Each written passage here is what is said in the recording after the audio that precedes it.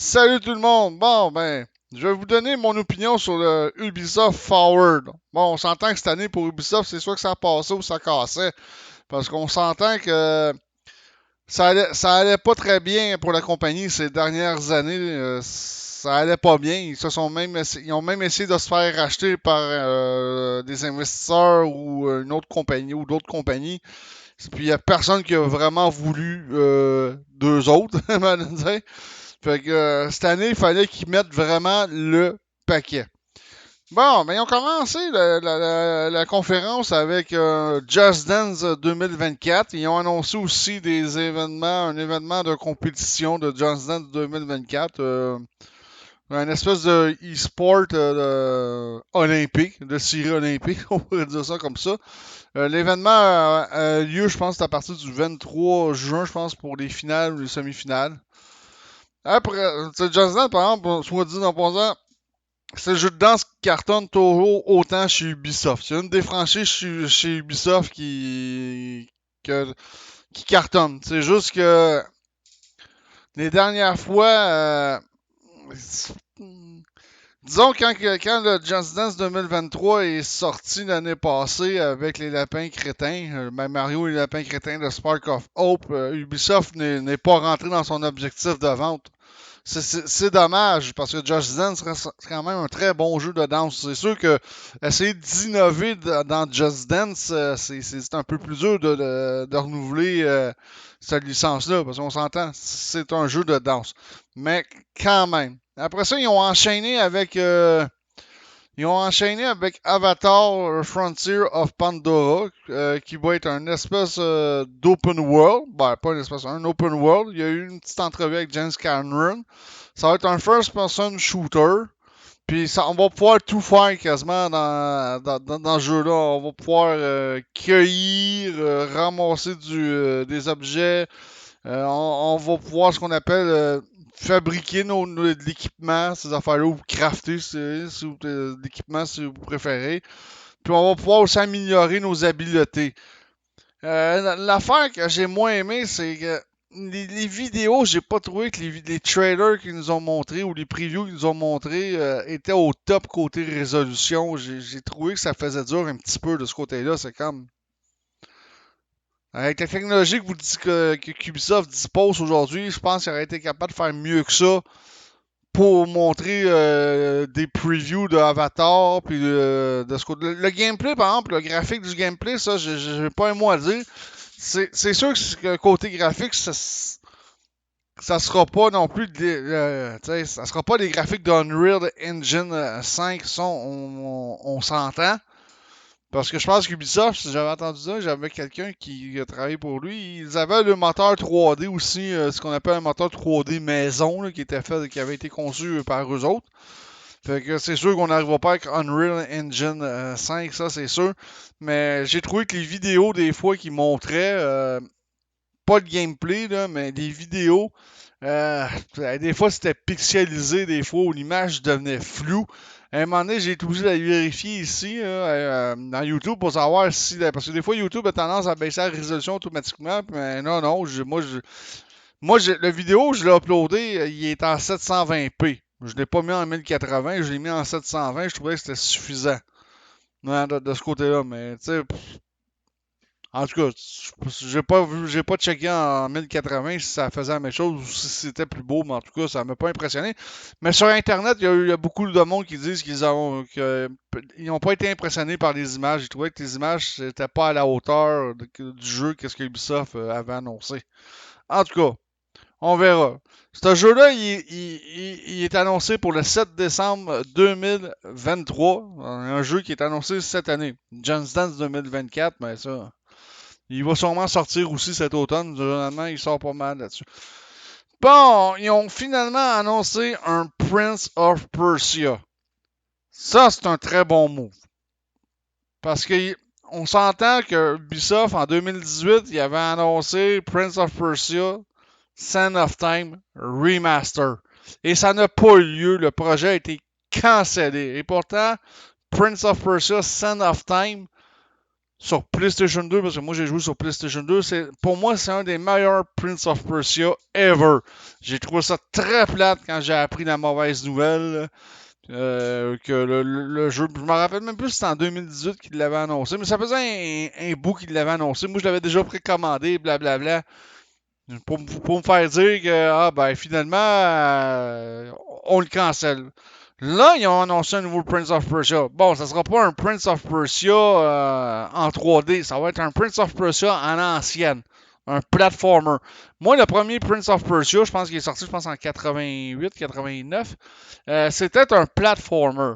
C'était ça que c'était, le Prince of Persia. C'était un platformer, fallait que tu cherches, tu avais beaucoup de recherche à faire dans le tableau pour pouvoir passer le tableau. Fait qu'il a annoncé Prince of Persia de Lost Crown, qui va être un semi-open world quand même génial, un platformer. Puis ce qui est le fun, c'est que ça va avoir rapport aussi avec le Sand of Time, quand même pas pire. De ce côté-là, on va pouvoir même avoir l'occasion de pouvoir reculer le temps. Autrement dit, si tu te plantes dans le jeu, tu vas pouvoir reculer pour pouvoir te reprendre. Ça, c'est quand même une très très bonne feature. C'est un jeu de platformer comme un peu en 2.5D. Malgré tout, on a quand même une date pour ce jeu-là et ça va être intéressant parce que c'est un jeu qui m'intéresse, c'est sûr que je vais aller me le chercher. Il va sortir le 18 janvier 2024. Si on est chanceux, il va sortir à cette date-là. S'il n'est pas, s'il est pas reporté de ce côté-là. Bon, on saute à l'autre. Bon, ils ont annoncé une nouvelle série animée. J'ai oublié de prendre le nom en note, malheureusement. Mais ce que je peux vous dire, c'est que ça va avoir rapport avec l'univers de Far Cry Blood Dragon.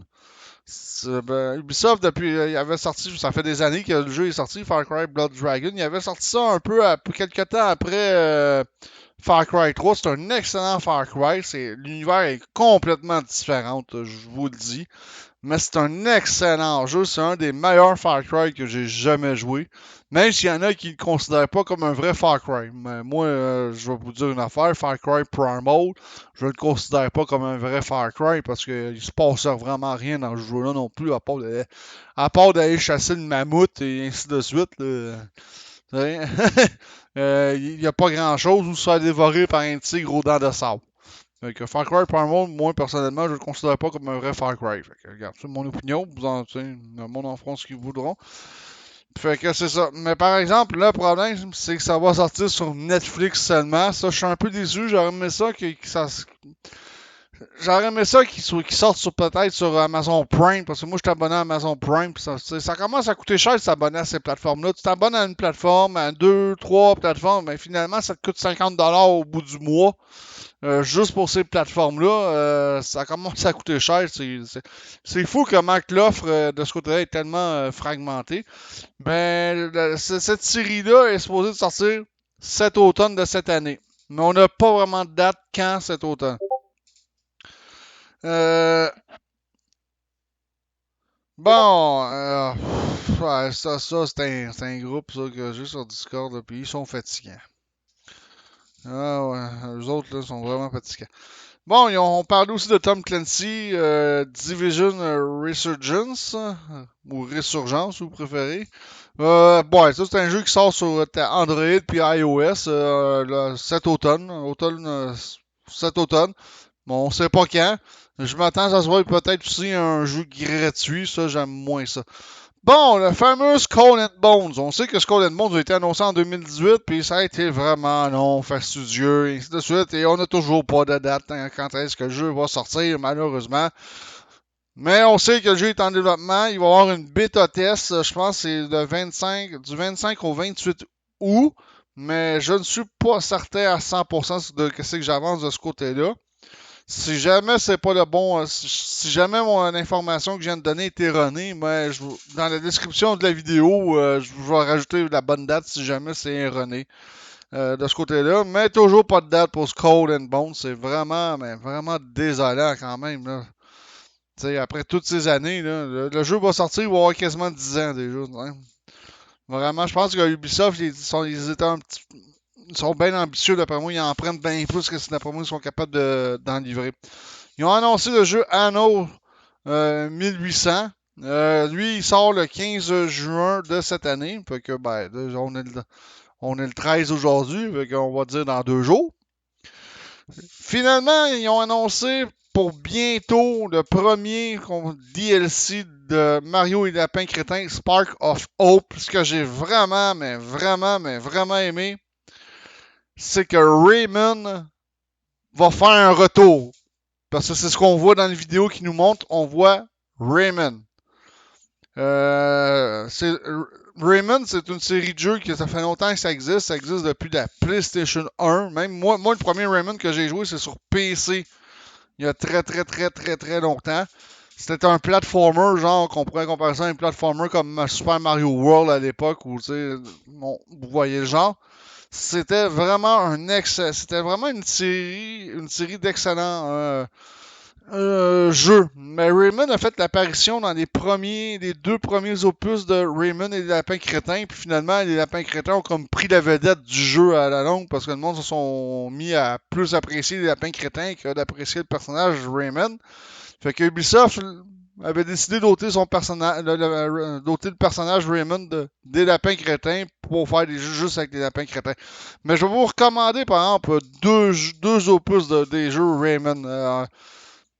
Moi, je les ai sur Nintendo. J'ai Rayman Origin sur la Wii. C'est un excellent jeu. Je ne sais pas s'ils l'ont sorti sur d'autres plateformes. Il faudrait que je check sur Internet. Rayman Origin sur la Wii, puis Rayman Legend, moi je l'ai sur la Wii U, mais je pense que le Legend, on peut l'avoir sur. Je sais que présentement, je pense qu'on peut même l'avoir sur Xbox One, puis je pense même sur PS4. Puis on peut les avoir sur des consoles plus anciennes comme la Wii U, je pense, PS3, Xbox 360. Rayman Origin aussi, je pense qu'on peut l'avoir sur Xbox 360 puis PS3. Ah, de ce côté-là. Mais c'est 2 excellents opus de la saga Rayman. C'est vraiment c'est deux très bons jeux, soit dit 100%. Moi, je les recommande à 100 000 à l'heure. C'est 2 platformers que j'ai adoré de faire. Puis je suis vraiment content que dans les Lapins Crétins, que Rayman refasse un retour ou refait un retour de ce côté-là. Bon, ils ont annoncé, je pense, pour Republic Rider. Ils ont parlé de Republic Rider, mais ça, je pense qu'ils ont ajouté, c'était pour du nouveau contenu, et ainsi de suite. Ils ont parlé d'un événement pour The Crew 2, un espèce de tournoi. Ils ont aussi annoncé Rocksmith Plus. Ces jeux-là, ça a l'air de rien, mais ça revient à mode. Les jeux de musique de même, comme Rocksmith, Guitar Heroes, moi, où est-ce que j'ai travaillé au magasin de jeux vidéo très temporairement. Euh, j'avais, j'avais beaucoup de demandes pour ces jeux-là. Guitar Hero, Rocksmith, c'était hallucinant, quoi. Bon, ils ont parlé évidemment des Assassin's Creed, parce qu'il y en a eu plus qu'un d'Assassin's Creed qui a été présenté dans ce Forward-là. Ils ont présenté Assassin's Creed Nexus pour VR. Puis c'était écrit MetaQuest. Ça doit être le VR de Facebook, de la compagnie de Facebook, de Meta. Parce qu'on savait que la compagnie Meta développait un casque de réalité virtuelle. Fait que d'après moi, MetaQuest, d'après moi, c'est eux autres. Fait que je trouve ça juste là parce qu'il aurait pu faire ça aussi pour le PlayStation VR 2. Mais ça n'a pas été annoncé. De toute façon, il n'y a même pas de date pour ce jeu. Ben, ils disent d'ici. C'est faux, ils disent d'ici Noël. Mais ça, il aurait pu sortir ça quand même sur PlayStation, hein, quand même. Ils ont annoncé Assassin's Creed Codename Jad. Ça se passe dans la Chine féodale. Encore là, on n'a pas de date, rien ni d'année. Ça va sortir sur iOS et Android. Ouais. Un petit peu moins enthousiaste de ce côté-là. Ils ont annoncé leur prochain gros Assassin's Creed. qui va s'appeler Assassin's Creed Mirage, qui a l'air vraiment très intéressant. On voit un des personnages principaux, c'est une femme. Ça fait changement, disons. Parce qu'on est habitué de voir c'est surtout des hommes dans Assassin's Creed, des personnages. Là, on voit une femme qui est une assassin, qui va, je pense, former quelqu'un à devenir un assassin. Mais ça risque d'être. Il a l'air meilleur que le Assassin's Creed Valhalla. Moi, j'ai essayé d'aller Assassin's Creed Valhalla, j'ai pas trippé, ça a pas été génial. Il est bon, mais j'ai pas embarqué. Parce que moi, je vais vous dire, Assassin's Creed Black Flag, ça reste mon must. J'ai bien aimé aussi Assassin's Creed Odyssey. J'ai pas haï non plus Assassin's Creed Origin. Pour moi, c'est peut-être ces trois Assassin's Creed là, c'est peut-être ceux dans lesquels j'ai peut-être le plus embarqué. Mais celui qui est annoncé, qui ont annoncé, a l'air quand même, je vous dirais, très prometteur. Puis il est prévu pour le 12 octobre 2023. Ça risque d'être assez intéressant quand même. Évidemment, ils ont fini leur forward euh, en grand en annonçant Star Wars Outlaw. Bon, Star Wars Outlaw, on l'a vu, on en a vu une partie dans le Xbox Showcase. Ça va être quand même très prometteur comme jeu. Ça, c'est vraiment du gros jeu. Je pense que c'est le gros titre sur lequel Ubisoft mise très gros présentement. À ne pas se planter de ce côté-là, hein, parce que s'il se plante avec Star Wars, ça risque de faire assez mal, merci.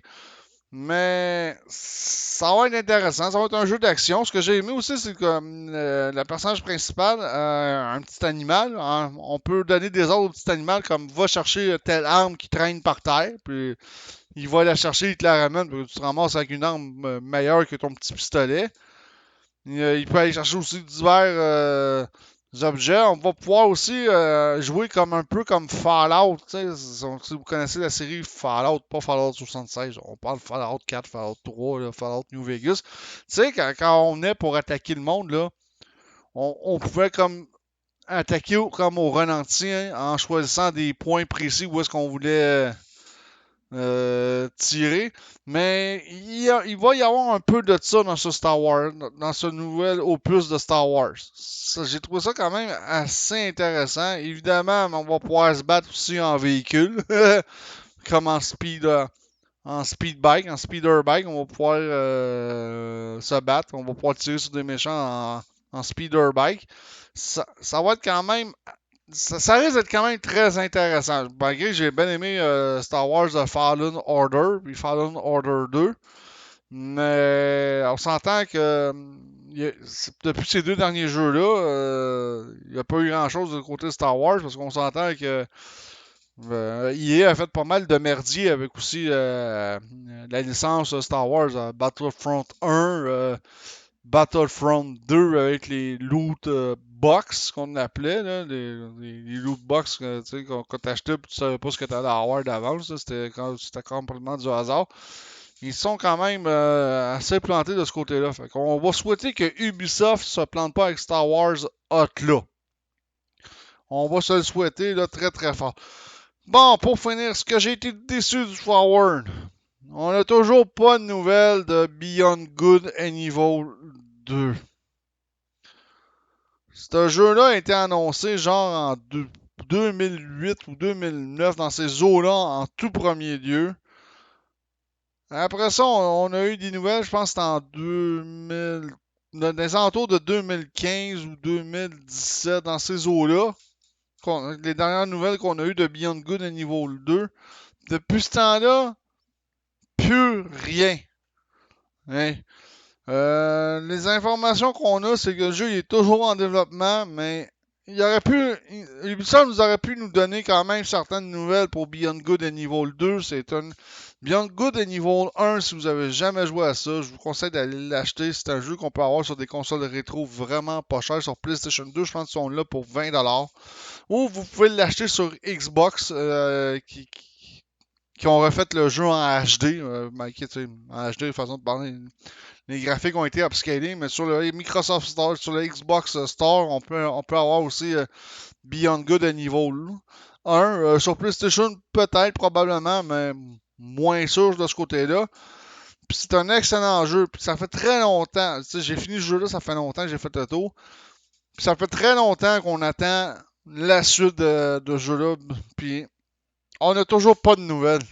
Au moins, Ubisoft aurait pu nous teaser quelque chose de ce côté-là. Parce que, tu sais, ça fait trop de temps qu'on n'a pas de nouvelles. Moi, ce que j'ai peur, c'est que d'après moi, on va apprendre à un moment donné que le jeu va être cancellé parce qu'ils n'auront pas d'effectifs à mettre sur le moment de ce jeu-là, malheureusement. Parce que si on regarde sur le forward présentement que je viens de parler, on s'entend dessus que il y a beaucoup de très gros projets présentement en cours chez Ubisoft. Fait que, on verra de ce côté-là.